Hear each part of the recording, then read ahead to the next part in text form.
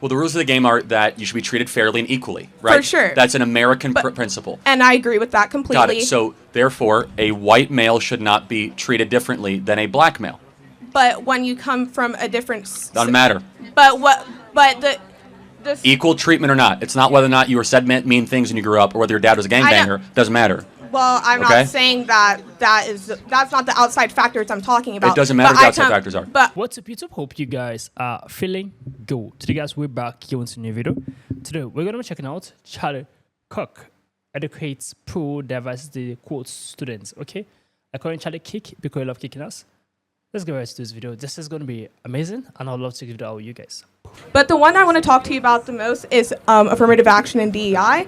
And in these videos, you have said, quote for quote, white males have high test scores, white males shouldn't have to be penalized. You did acknowledge and say that people of color come from lower socioeconomic backgrounds that do not prioritize education much. But instead of making a suggestion on how to help those communities and continue to build those communities up, you continue to say that our institutions are becoming less excellent. And I'm confused as to what your definition of excellence is. Is that because white males aren't necessarily, in your opinion, getting accepted as in a higher rate, even though they technically are, because 41% of college admitted students are of the white race? It should be higher than that, yeah.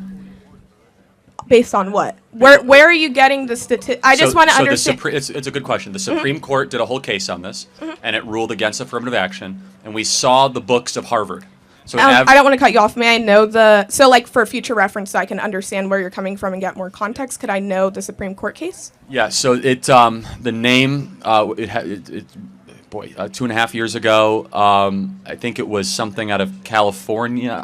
Someone look it up. You could use Grok or ChatGPT. If somebody could please look that up for me. Thank you. So we saw the data out of Harvard. Harvard was the test case, and effectively, approximating, but a white male had to get about a 30% higher test score to even be considered than an equivalent black student. And when was this? Over 30 years. Yeah, I think so. Yeah, I think so. So basically, for a black student, they could do 30% worse on their standardized scores than an equivalent white student. And you don't think that has any outside factors to do with it? Well, that's not the point. The point is whether or not. But how is that not the point? Because I don't believe we should accommodate based on outside factors. You do. True. Well, I do, because I believe in progression. And I feel like you have stated in multiple of your videos, which I do have a quote. No, fair enough. I'm just making sure we understand we disagree. For sure. I don't think we should change the rules of the game to accommodate. What were the rules of the game? Well, the rules of the game are that you should be treated fairly and equally, right? For sure. That's an American principle. And I agree with that completely. Got it. So, therefore, a white male should not be treated differently than a black male. But when you come from a different... Doesn't matter. But what... Thank you. It doesn't matter. Equal treatment or not. It's not whether or not you were said mean things when you grew up or whether your dad was a gangbanger. Doesn't matter. Well, I'm not saying that's not the outside factors I'm talking about. It doesn't matter what the outside factors are. But can I explain where I'm coming from? But understand, I'm going to finish and I'll let you talk. Okay, of Equal course. treatment is regardless of any sort of sob story you could put on before it. Equal treatment. Test score, test score. And I completely agree with that. But I also come from a predominantly white town, so I understand what you're trying to say. In my district, we have so much funding, and I live in the Florida Keys, so there's a lot of funding that comes to my school. And you can drive 30 miles north, and you end up in Homestead, where they have a fraction of the funding that we have, and they don't have as much of the same testing instructors and people to help them, and have as much of the same outside resources. And then you can keep going another 30 miles and you end up in Miami, where all the private schools are, and they get even more funding than where I come from. Obviously I ended up where I am today because I continue to push through, and I didn't let any outside factors affect me. But at the end of the day, I kept going, and some people don't have that same ability, and I also it doesn't. Again, first of all, in Florida, every public school gets the same amount of money. Okay, there's an equal funding across the board. But you also get donations from the people in your community. Fair enough, but Florida has. And I know for a fact that my community gets many donations. Florida has the most. You could use equitable funding structure of any school, and has universal school choice, basically. So that's number one. Number two, explain to me why, when we're admitting people for a job, should it just be what's on that piece of paper or should race play into the factor? So I know that your argument is mediocrity. I forgot. I don't really. Mediocrity? Okay, yeah, and I know that, and I also believe in quotas as well, but I don't think that it should be one and one, but they should go hand in hand. Because at the end of the day, if I have just as good as a resume as somebody next to me, I wanna understand where you're getting that jobs are just taking people because they're a woman, because they are black. I just want to see. And I understand what you're trying to say because of course, with affirmative action and DEI, that does give them an upper hand. But where does it say that you take somebody just because of that color? All over the place. Capitol Street Partners back in the summer 2022 said that they will not hire white men for internships. That's one example of thousands I could give. But because of how many people are in there, how many people in position? No, because they wanted to be. Again, that's irrelevant. It does not matter if you have an internship and everyone is a white man. If they're all qualified, that's great. It doesn't matter if they're all Asian or all black. It should be what merit qualification gets the people into that position. And of course, but if this school only wanted white people to attend. No, good, like excellent qualified people. And if they end up majority white, who cares? Why does that matter?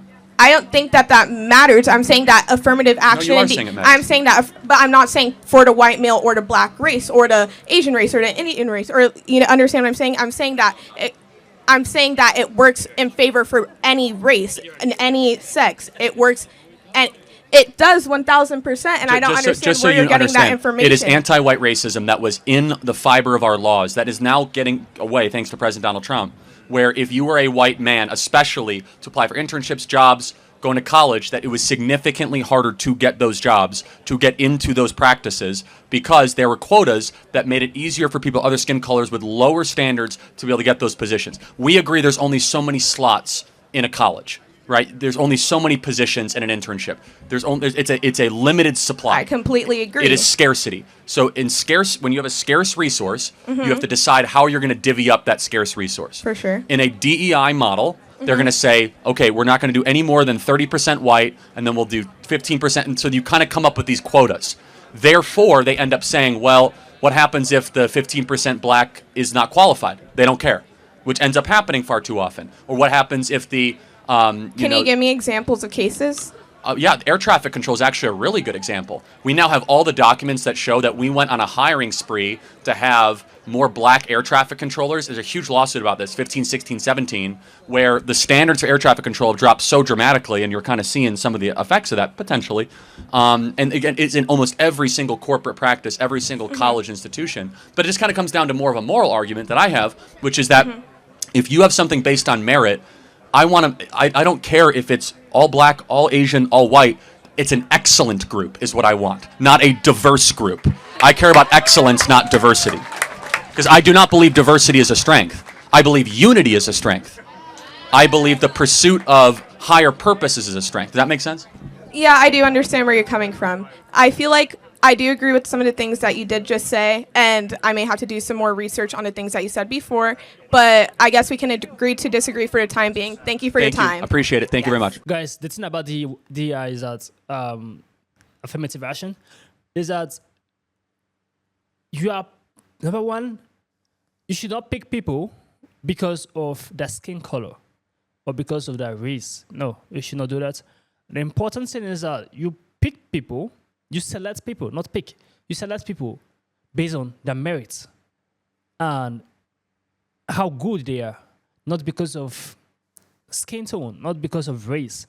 That is the thing Charlie is always talking about. Like, personally speaking, I feel like I can't go on an airplane or aircraft with a pilot that was picked because he was black. Whereas he might be good in flying, but he's not as good as probably a white or an Asian man who's extremely good. Maybe his level is like 60, and an Asian man or a white man is like 80. Just give me an instance.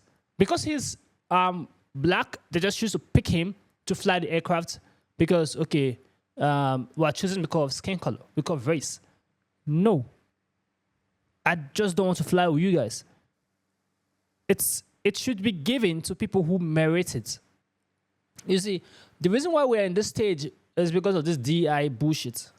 And I love that Trump have actually cut off some expenditure suspenders. What should be the main cause matter is about people merits and people how good they are, how efficient they are in doing a job, not because of where they are coming from. You see, when you talk about equality, equality should not be overshadowed or covered about because of this race. Where they're coming from is not too perfect. There's an issue here. No. If you talk about equality, is that what a black man can do, a white man can also do. What a white man can do, a black man can also do. That is what's called equality. You should not give one higher portion because of where he or she is coming from. You see, whenever it comes to this DEI stuff, you see, most of them come about because they were actually being enslaved, because their forefathers were actually being enslaved, so they deserve more credits more than the white man, which is bad. Some jobs right now, they tend to give black people the job because of race and skin color, which is not supposed to be so. You understand? Irrespective of where you are coming from, being black, being white, being Asian, being Hispanic, what matters when it comes to equality, that's what America is all about, equality, freedom, is that irrespective of your background, it should be equal. A white man is the same as a black man, irrespective of whether you were being enslaved before, whether your father is a drug dealer before, whether you are coming from Africa or any other country, or you are a drug addict, or you are something else. When it comes to equality, this was equality, this is justice. Do you understand? So you should not overshadow one because of an instance or a disability. When you say equality, it means equality. Don't overshadow it. This female student, that's where she's getting it wrong. When you say something is equality, diversity, equality, DEI, you understand? When you say equality, it should be equal. Don't bring or cover it up. No. Say what you mean and stand by it. She's trying to quote Charlie and also trying to fact check him. And the truth of the matter is that even if you fact check Charlie, what he's saying is right, because a lot of times I've actually watched this video when they fact check him, is actually right. And aside that, whenever I watch this video, I also go check it out myself. And I notice literally everything he's saying is backed up. It's facts. It's what has actually happened before. So it's giving you an instance. So this student right here, she needs to go and make more research, and she should mean what she said, what she's saying. If you say equality, equality should be equality. Don't cover it up or saying this is more minority or this is more majority. No, just mean it. What you said. It's as simple as that. So comment down below, think about this video, give us a thumbs up, share this video as many as can, subscribe to our channel, guys. You know how to do. So see you guys in the next video. Make sure you stay safe.